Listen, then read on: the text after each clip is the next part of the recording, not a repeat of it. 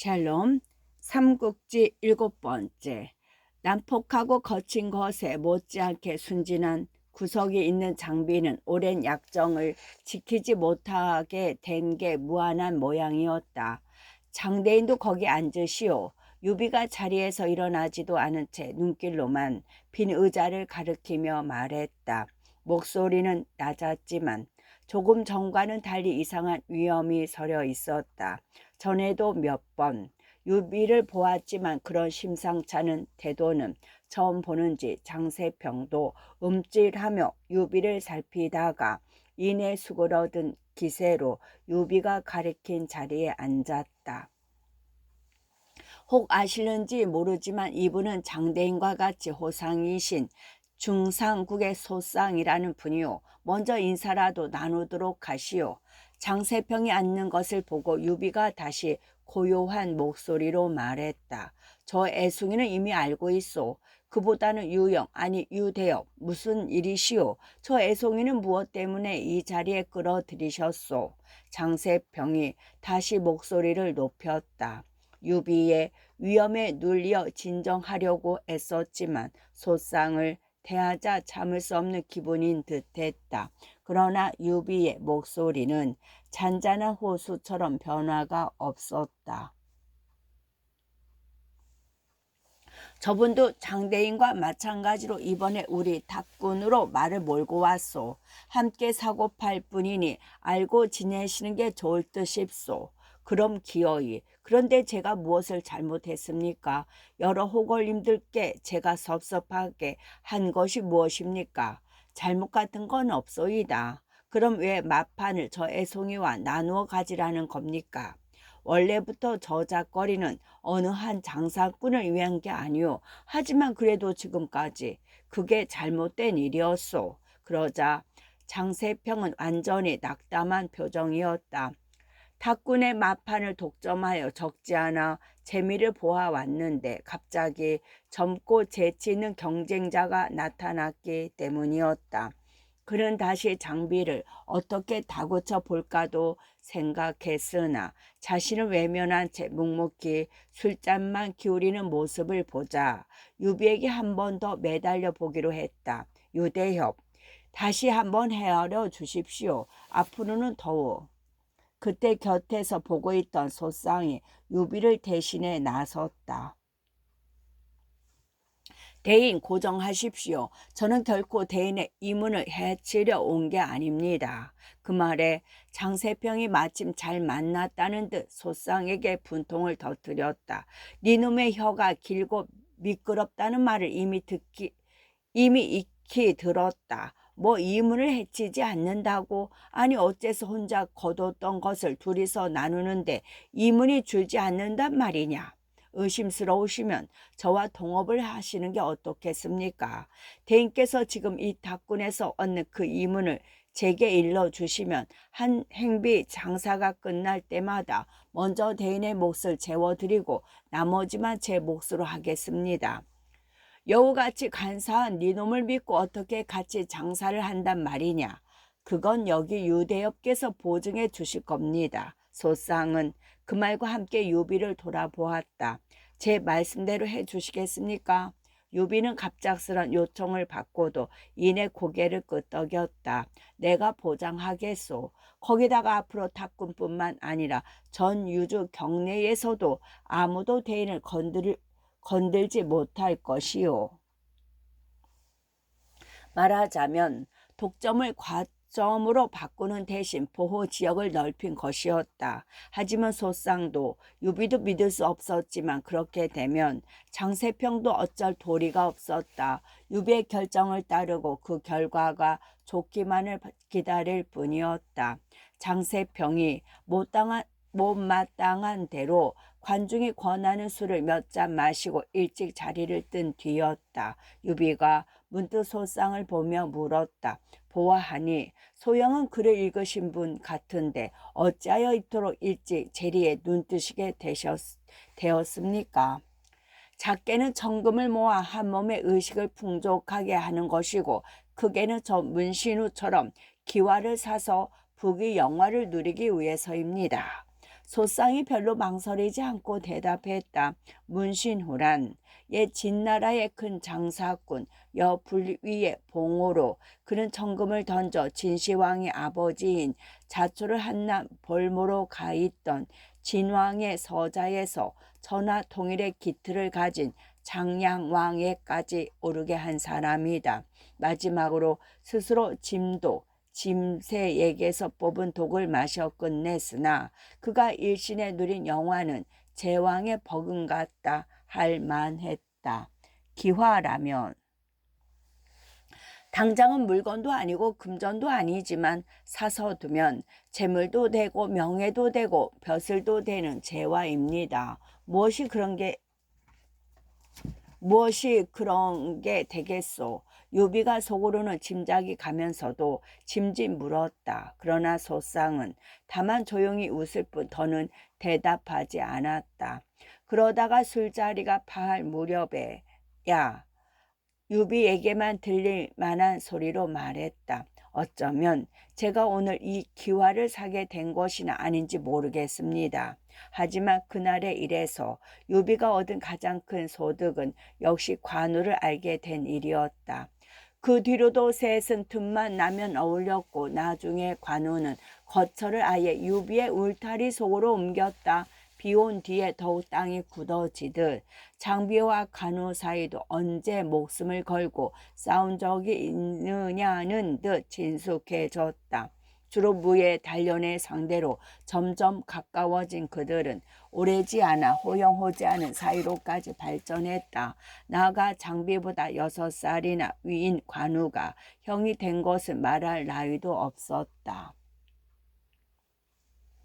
황건의 해올이 드디어 일다. 황건의 해올이 드디어 일다. 후한 증평 연우를 쓰던 첫해 생각 깊은 선비들이 전부터 걱정해 오던 대로 태평도의 무리가 한꺼번에 들고 일어났다.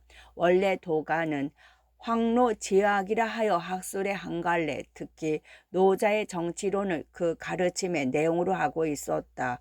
그러나 한때에 이르면 도류들은 그런 가르침을 도외시한 채 실제로 신선을 구하고 영단을 만드는 방사들로 변해 노자는 대개 자신을 높이고 신비화시키는 데만 이용했다.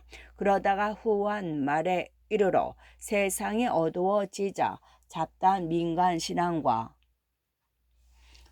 결합되어 도교로 발전하게 되는데 그 계통은 크게 두 갈래였다.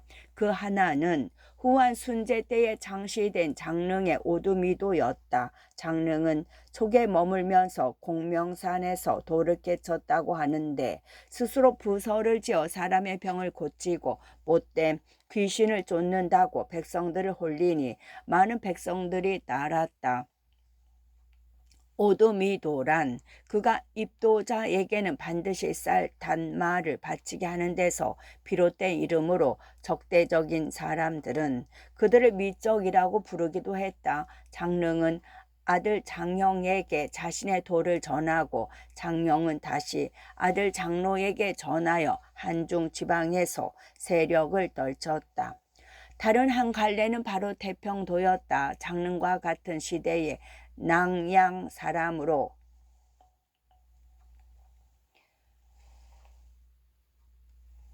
우기이란 도사가 있었다. 그는 스스로 신서 100여 권을 하늘로부터 얻었다 하여 태평 성령도 또는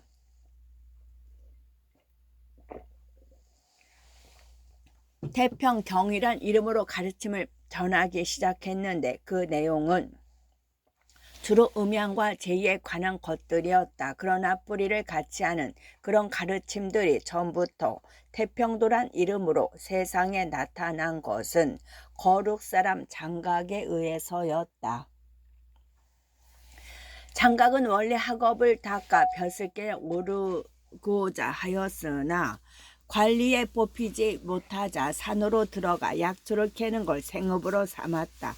어느 날 우연히 산속에서 한 늙은이를 만났는데 눈은 푸른 빛이 돌듯 맑고 얼굴은 어린 아이처럼 홍조를 띠고 있었다. 손에 든 명아주 지팡이와 더불어 한눈에 어느 늙은이가 아니라고 생각이 들게 하는 생기며 차림이었다. 장각이 저도 모르게 걸음을 멈추고 바라보자 노인이 문득 청아한 목소리로 그를 불렀다. 장각이 공손히 그 부름에 따르니 노인은 장각을 어떤 동굴로 데려가 책 3권을 내주며 일렀다. 이 책의 이름은 태평요술이라 한다. 네가 이 책을 얻게 된 것은 하늘의 뜻이려니와 너는 마땅히 이 책을 익혀 널리 고통받는 백성들을 구하라. 만약 딴 뜻을 품으면 반드시 화를 면치 못하리라. 이에 장각이 공손히 절을 올린 뒤 성명을 물었으나 노인은 다만 스스로를 남하노선이라고만 밝히고는 한 줄기 맑은 바람이 되어 사라져 버렸다. 그때 장각이 얻은 전서가 바로 태평경이었다. 그 책을 주고받는 동안 신비한 얘기는 아마도 장각이 산속을 헤매다 만난 어떤 방사로부터 태평경을 얻게 된 경위를 그럴듯하게 꾸민 것이리라. 그 뒤 장각은 그 태평경을 밤낮으로 읽어 부적으로 사람의 병을 고치는 법과 여러 가지 천재지변을 막는 법 등을 익히니 사람들은 그를 비를 부르고 바람을 일으킬 수 있는 도인으로 우러르게 되었다. 이에 힘을 얻은 장각은 스스로를 태평도인으로 일컫고 그 가르침을 태평도라 하여 널리 세상에 퍼뜨리기 시작했다. 그러다가 관리와 도적들에게 시달리고 잦은 천재지변과 질병에 고통당하는 백성들이 무리지어 그를 따르자 스스로를 대현량사로 높이고 500제자를 골라 더욱 널리 자기의 가르침을 전하게 했다. 그 500제자는 모두 태평경의 가르침을 익힌 자들로 능히 부적 태운 물로 사람을 치료할 줄 알았다.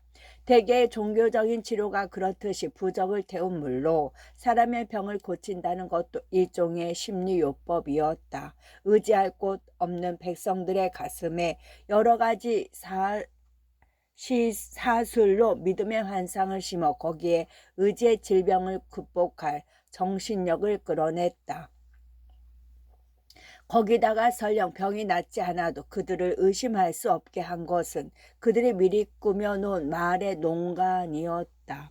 부적을 태운 물을 마시기 전에 믿는 마음이 없는 자는 그걸 마셔도 낫지 않는다는 방패 마귀를 해두고 또 함께 자기의 지은 죄를 회개하게 하며 그 회개에 대해서도 같은 말을 해둠으로써 병이 낫지 않아도 원망받지 않고 빠져나갈 길을 미리 터두었다. 그렇게 되니 자연 백성들은 태평도만 믿으면 병이 낫는다고 여겨 그들을 따르는 무리는 날로 늘어갔다. 남이 믿으니까 나도 믿는다는 식에서 남이 열심히니까 나는 더욱 열심히 하는 식으로 사이비 종교 집단에서 흔히 보는 믿음과 열계 상승 효과도 그런 그들의 세력이 한층 빠르고 널리 퍼져 나가는 걸 도왔다. 그리하여 광화 6년의 대기근과 증평 원년의 대역지를 겪는 동안 태평도의 무리는 수십만에 이르게 되었다. 장각은 이에 다시 전국에 36방을 두고 각기 거수라는 우두머리를 세웠는데 방은 큰 것이 만여 교도를 거느렸고 작은 것도 6, 7천은 되었다. 푸른 하늘은 이미 죽었으니 마땅히 누른 하늘이 서리라. 때는 바로 갑자녀 천하가 크게 길하리라. 나는 자기들끼리 몰래 부르던 노래가 거리의 어린아이들에게까지 공공연히 불려지게 된 것도 그 무렵이었다. 거기다가 또 장각은 교도들에게 집집마다 대문에 갑자라는 두 자를 백토로 쓰게 하니 청주, 예주, 유주, 서주, 기주, 형주, 양주, 연주 8주는 집마다 갑자 두 자가 대문에 쓰여지다시피 했다. 태평경을 전해준 노인의 경고에도 불구하고 장각은 진작부터 품고 있던 딴 마음을 드디어 겉으로 드러낸 것이었다. 무릇 얻기 힘든 것이 민심이다. 그런데 이제 민심이 이미 우리를 따르니 만약 이 기세를 타고 전하를 얻지 못한다면 어찌 애석한 일이 아니겠는가. 장각은 아우 장보와 장량에게 그렇게 속을 털어놓은 뒤 먼저 자신이 신임하는 마원의라는 자에게 금과 비단을 듬뿍 싣고 도성으로 떠나도록 했다. 그 금과 비단으로 십상시 가운데 하나인 봉서와 그 무리를 매수하여 일이 벌어지면 궁궐 안에서 호응케 할 작정이었다. 처음 한동안 일은 순조롭게 풀려나가는 것 같았다. 업성에 자리를 잡은 마원의는 금과 비단을 풀어 탐욕스런 환관들의 환심을 사기에 성공했다. 이에 힘을 얻은 장각은 한편으로는 수많은 누른 깃발을 만들게 하고 한편으로는 아끼는 제자 당주로 보내 봉서 등에게 직접 밀서를 내렸다. 난이 성공한 뒤에 보답에 대한 약속과 아울러 거사할 날을 잡아 알린 편지였다. 그런데 그 마지막 고비에서 일은 어그러지고 말았다. 제자 당주가 마음이 변해 밀서와 함께 태평도 무리들의 반란 계획을 낱낱이 일러 바친 일이 그랬다. 이에 놀란 황제는 황후의 오라비인 대장군 하진을 불러들여 변란을 막게 했다. 대장군 하진은 그날로 군사들을 풀어 마원희를 사로잡아 목베고 이어 봉서 등 그 일에 연루된 환관과 일당 천여 명을 잡아 가두었다. 일이 이미 드러나 버렸다는 소문을 들은 장각은 그날로 군사를 일으켰다. 제자의 배반으로 원래 계획보다 한 달이나 앞당겨 반란에 들어간 셈이었다. 증평 원년 2월이었다. 바야흐로 한의 운수는 다해 가고 있다. 이제 큰 성인이 나셨으니 그대들은 모두 하늘의 뜻을 따라 태평 성대를 누리도록 하라. 장각은 스스로를 천공 장군으로 높이고 아우 장보는 지공 장군, 장량은 인공 장군이라 일컬으며 그렇게 백성들을 충동했다. 그러지 않아도 고단하고 서러움 받던 백성들이었다. 무거운 세금도 부족해 쌀 껍질을 벗겨가듯 혹독한 수탈을 일삼는 벼슬하는 도둑들과 그들의 대항에 세운다는 그럴듯한 명분 아래 똑같은 수탈을 되풀이하는 산속의 도둑들에게 아울러 시달리고 겹치는 기근으로 고통당해온 백성들의 고단함과 서러움은 장각의 도당들이 보여주는 종교적 환상과 아우러지자 금세 광기와 분노로 변했다. 따라서 그것이 옳고 그름에 상관없이 단지 새로운 세상이 오리라는 기대만으로도 백성들은 쉽게 누런 수건을 머리에 두르고 따라 나서니 그 수는 무려 50만이나 되었다. 누른 수건은 누른 하늘이 새로이 열린다는 그들의 믿음을 나타내는 것으로서 그 때문에 보통 그 난리는 황건난이라 불리고 그들 도당도 황건적이라 불리게 되었다. 조정의 무능과 부패로 사기가 떨어질 대로 떨어지고 기강도 형편없이 문란한 지방의 관군들이 그런 황건적을 당해낼 리가 없었다. 싸움마다 패하느니 관군이 올라오느니 급한 구조 요청이었다. 그대로 가다가는 한의 전하를 통째로 삼켜버릴 듯한 황건적의 기세였다. 이하 대장군 하진은 황제에게 상주하여 각처에 방비를 어미하고 도적을 쳐 공을 세우라는 조명을 급히 내리게 하는 한편 정병을 보내 도적을 치게 했다. 각처에 방비를 엄하게 한다 함은 황건적이 몰려오는 주군의 성을 수리하고 무기를 정비하는 것 외에 함곡, 대욕, 광성, 이궐, 환원, 선문, 맹진, 소평진 등 여러 관에 도의를 설치하여 황건적의 침입을 막게 한 것을 가리킨다. 또 정병을 보내 지게 했다 함은 경사를 지키던 날랜 군사에 역시 문무를 겸한 세 사람을 중랑장으로 뽑아 토벌을 맡긴 일이었다. 그 세 장수는 다름 아닌 유비의 스승 노식과 전 북지 태수 황보승, 그리고 역시 전 교지 태수 주준이었다. 국왕 및 여강 태수로서 남쪽 오랑캐의 모반을 진압한 노식은 물론 황보승과 주준 또한 당대에 손꼽는 장제들이었다. 황보승은 안정군 조나 땅 사람으로 시설을 즐기면서도 말타기와 활쏘기를 게을리하지 않아 일찍부터 문무를 두루 갖춘 큰 그릇으로 기대를 모았다.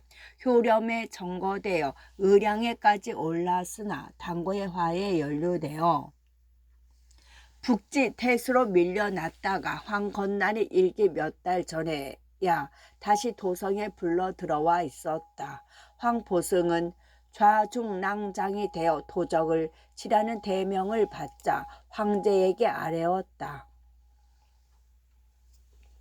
재주 없고 용렬한 시인이 하예 같은 성운을 입어 대임을 맡게 되니 실로 몸들 바를 모르겠사옵니다. 마땅히 늙은 목을 걸어 입은 성운의 만에 하나라도 갚고자 하나 사조는 정강하지 못하고 마필이며 무구도 부족하여 마침내 폐하의 성녀를 덜어드리지 못할까 두려싸옵니다. 바라옵건대 폐하께서는 당금을 푸시어 널리 인재를 거두어 들이시고 서원의 말을 내어 허술한 병기와 부족한 마피를 채울 수 있도록 하옵소서.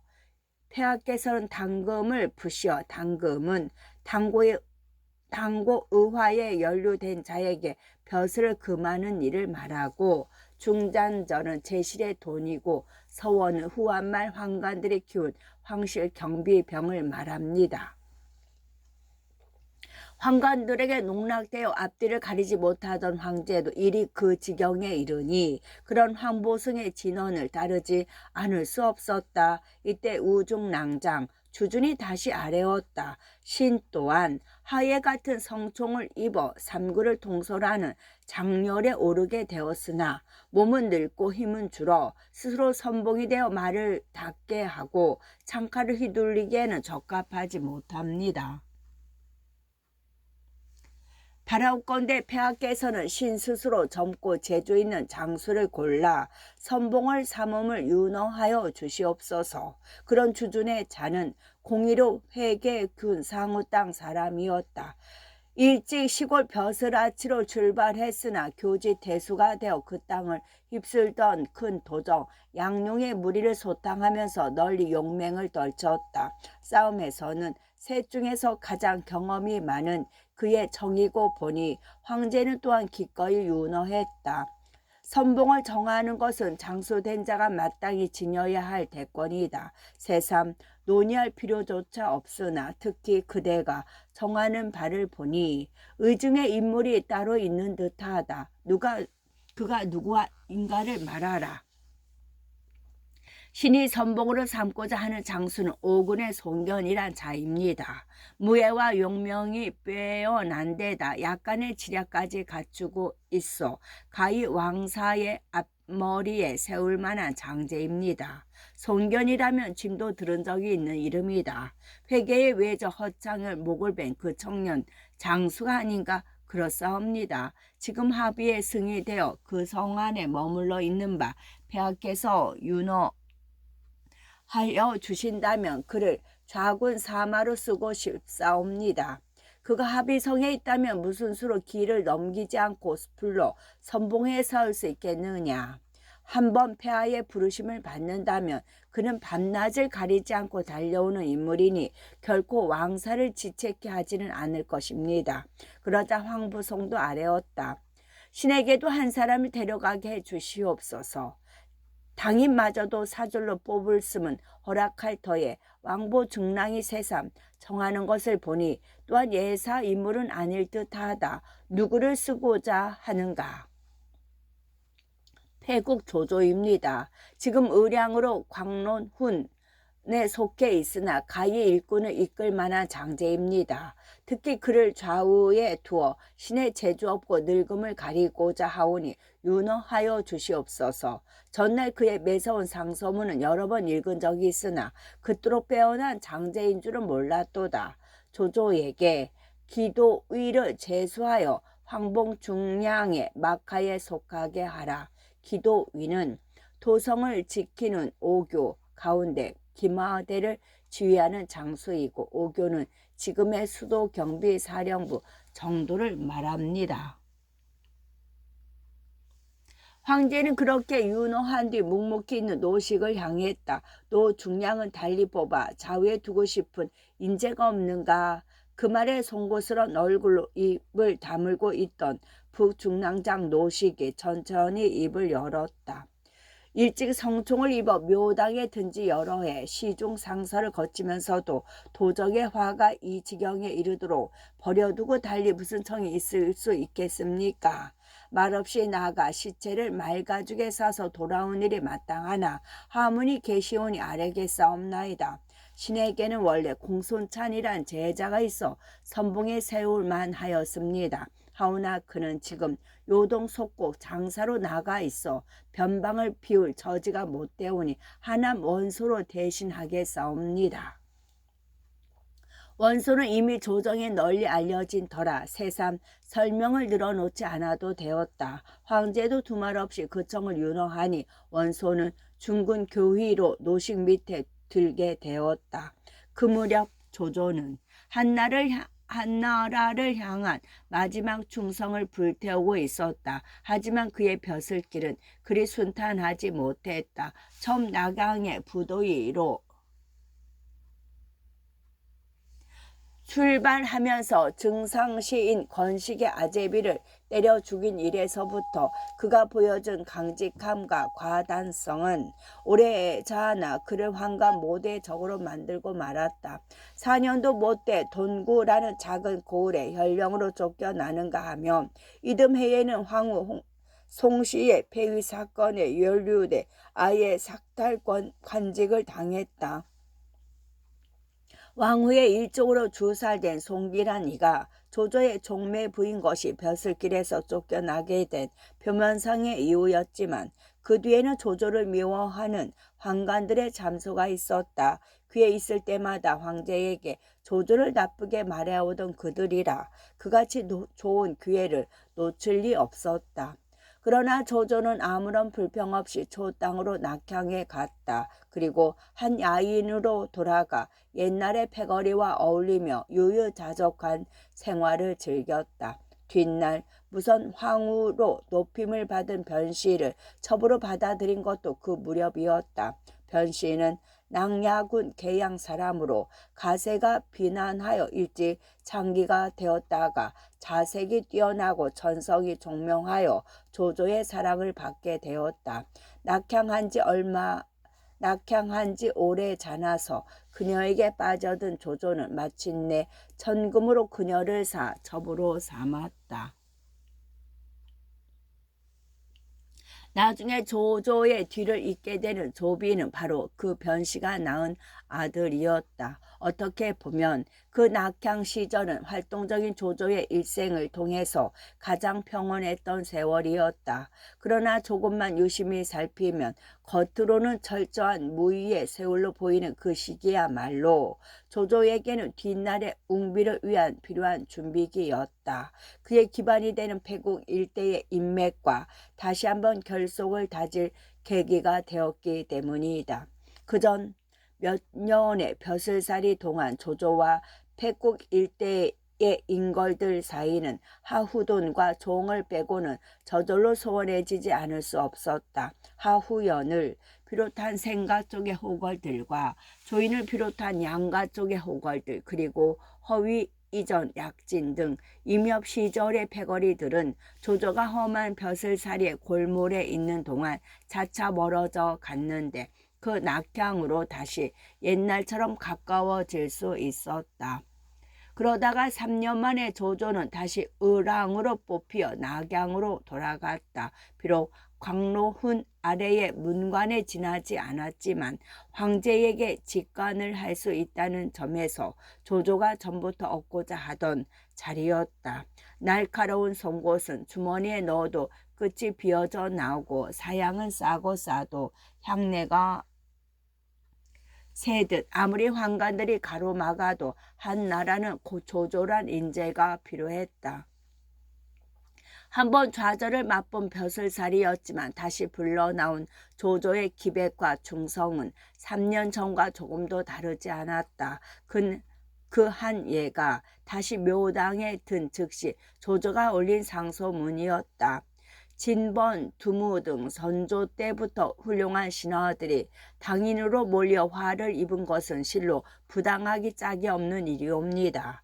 당고의 화일의 조정은 간사한 자들만 가득하고 충성스러운 말을 하는 신하들은 사라져 이제는 나뭇잎이 오히려 가라앉고 돌멩이가 물에 뜨는 지경에 이르렀습니다. 엎드려 바라오건대 폐하께서는 어지러운 조정의 기틀을 바로 잡으시고 고조께서 이 나라를 세우신 뜻을 잊지 마옵소서. 영창태수 조앵이 당인을 변호하다가 황제의 노염을 맞아 죽은 지 몇 해 되지 않은 때라. 조조의 그 같은 상소는 목숨을 내건 것이나 다름없었다. 다행히 황제는 전처럼 노하지는 않았으나 그같이 충성스러운 상소를 귀담아 들을 만큼은 못 되었다. 좋은 말이라 여기면서도 연일 술과 여자에 빠져 헤어나지 못하고 있었다. 그러자 조조는 이듬해 다시 상소문을 올렸다. 지금 나라의 기둥이라 할 삼공이 한결같이 힘 있는 자의 위세에 눌려 정사를 바로 펴지 못하고 나라는 갈수록 어지러워지고 있사옵니다. 폐하께서는 귀한 국록을 먹으면서도 자기 할 바를 다하지 못하는 그들에게 죄를 물으시고 백성들의 소리를 귀담아 들으소서. 전보다 한층 매서운 상소였다. 황제도 그제서야 마지 못해 조조의 상소를 듣는 채 했다. 탐강오리를 다스리라는 명과 함께 백성들의 신망이 두터운 이들을 벼슬길로 불러들이는 등 몇 가지 형식적인 개혁을 꾀한 게 그랬다. 하지만 한 나라는 이미 그 정도의 성의 없는 치료로 소생될 수 없을 만큼 깊고 무거운 병에 걸려 있었다. 황제의 명을 따라 일시 엄숙한 기풍이 조정에 이는 듯 했으나 곧 전보다 더 큰 부정과 부패가 뒤따랐다. 탐관오리를 내쫓는다는 것은 새로운 탐관오리에게 팔 벼슬자리를 만들기 위한 구실에 지나지 않게 되고만 셈이었다. 탐관오리에게 팔 벼슬자리를 만들기 위한 구실에 지나지 않게 되고만 셈이었다. 두 번에 걸친 자신의 상소가 무의로 돌아가자 조조도 드디어 입을 다물었다. 이미 말과 글로는 허물어져 내리는 한 제국을 바로 잡을 길이 없다는 판단 아래 새로운 길을 찾기 시작한 게 아닌가 싶다. 하지만 그때부터 조조의 가슴 속에는 또 다른 생각이 자라기 시작했음도 부인할 길은 없다. 그걸 보여주는 것이 허장장을 찾아간 일이었다. 허장장은 당대에서 제일 간다는 소리를 들을 만큼 상을 잘 보는 사람이었다. 언젠가 월단평에서 조조를 높게 보아준 교연도 그를 찾아가 보라고 권한 적이 있고 뜻대로 되지 않는 세상이 답답하기도 해서 조조는 어느 날 허장장을 찾아갔다. 허장장은 조조의 상을 이모저모 뜯어보기만 할 뿐 종래 입을 열지 않다가 조조가 여러 번 재촉한 뒤에야 응했다. 당신은 처세에는 능신이 될 것이고 난세에는 간웅이 될 것이요. 그런데 이상한 것은 그 말에 대한 조조의 반응이었다. 난세의 간웅이란 꺼림칙한 단서가 붙어 있음에도 그는 껄껄 웃으며 크게 흡족해 했다. 다시 말하자면 경우에 따라서는 한 나라에 대한 충성을 철회할 수도 있다는 뜻을 솔직히 드러냈다고도 볼 수 있었다. 하지만 속마음이 그러하기에 그의 충성은 한층 뜨거운 것이 되었다. 오랫동안 전통적인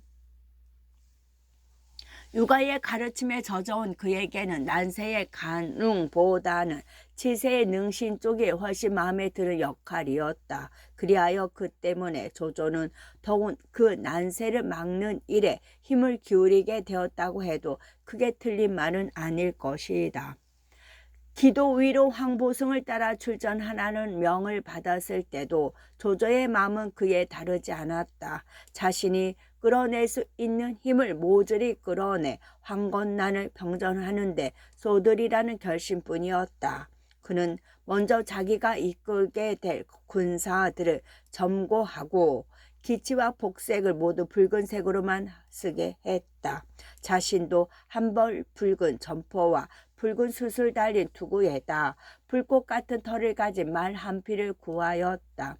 빼어나지 못한 용물을 돋보이게 하려는 뜻도 있었지만 그보다는 붉은색의 강렬함으로 적과 우군의 안목을 한꺼번에 압도하려는 뜻이 더 많이 담긴 차림이었다. 그런 다음 조조는 이번에도 그를 따라온 하우돈과 종을 불렀다. 너희들은 당장 조연으로 내려가거라. 그곳에서 급히 할 일이 있다. 역시 조조를 따라 출전하려고 마음먹고 있던 조홍과 하우돈이 조조의 그 같은 말에 뜻밖이라는 눈길로 쳐다보았다. 물론 너희들의 뜻은 내가 잘한다. 나도 너희들이 좌우에 있으면 든든할 것이다. 그러나 나를 호위하는 것보다 더 크고 무거운 일이 있다. 그게 무엇입니까? 조홍이 물었다. 의군을 일으키는 일이다. 가서 하우연, 조인, 악진, 이전, 하우 등에게 내 뜻을 전하고 의군을 일으켜라. 군자금은 아버님께서 대어주실 것이다. 도적을 치는 일이라면 나라에 관군이 있지 않습니까? 그런데 구태여 사제를 털어가며 의군을 일으키라니요. 도적의 행세를 보니 이미 관군만으로 진입하기는 글렀다. 초해에 묻혀있는 의기, 남아들이 함께 일어나지 않아서는 기세가 오를 대로 올라있는 도적을 깨칠 수가 없다. 그럼 의군을 모아 형님께 데려올까요? 아니, 반드시 나를 찾아올 필요는 없다. 가서 고향 땅만 지키면 된다. 만약 도적이 오지 않으면 어떻게 합니까? 그렇더라도 초연을 떠나지 마라. 하지만 조흥은 물론 하후돈도 조조의 뜻이 짐작이 가지 않은 듯했다. 말없이 둘의 얘기를 듣고 있던 하후돈이 궁금한 듯 끼어들었다. 그거 참 이상하군요. 일찍 의군을 일으켜놓고 도적을 찾아 나서지는 말라니. 그렇다면 무엇 때문에 전리길을 달려가 의군을 일으킨단 말입니까? 그러자 한동안 무언가를 망설이던 조조가 천천히 입을 열었다. 너희들이 한결같이 내 뜻을 짐작하지 못하니 말하겠다. 지금 전하는 황건난으로 들끓고 있으나 이는 시작에 지나지 않는다. 단언할 수는 없지만 더 험한 난세가 올지도 모른다. 그리고 그때가 되면 무엇보다 힘이 필요해진다. 하지만 국법은 사사로이 군사를 기르는 것을 금지하고 있다. 우리가 사사로이 군사를 기를 수 있는 것은 오직 황건난을 핑계로 한 의군뿐이다. 나는 그 기회를 놓치고 싶지 않다. 어디다 어떻게 쓰게 될지 모르는 일이지만 내게는 그 사사로운 힘이 머지않아 필요할 것 같은 예감이다. 관군은 내 힘이 못 된다. 이 뜻을 알겠느냐? 조조가 그렇게 말하자 둘도 대강은 그 뜻이 짐작되는 모양이었다. 알겠습니다. 곧 길을 떠날 채비를 하겠습니다. 둘은 목소리를 모아 그렇게 대답한 뒤 귀향을 서둘렀다. 조조와 같은 시기에 원소도 출전의 명을 받았다. 그 무렵 원소는 대장군 하진의 정을 이기지 못해 북군의 교유에 있었지만 그 벼슬보다는 복양의 명사로서 더 알려져 있었다. 조조의 예상대로 노무의 병을 핑계로 복양의 장노릇을 그만두고 돌아온 원소는 그 뒤 더는 벼슬길로 나가려 들지 않았다. 오래잖아 모친이 죽자 복을 핑계로 3년을 선비의 묘 곁에서 보낸 그는 이어 모친의 복을 벗기 바쁘게 입양 전에 죽은 양부의 복을 거슬러 입어 다시 3년을 보냈다. 그리고 무슨 구실이 다 없어진 뒤에도 여전히 낙양의 자택에 눌러 앉아 벼슬 대신 사람 사귀는 데만 마음을 쏟았다. 마치 일생을 무의무관으로 마칠 작정인 것 같았다.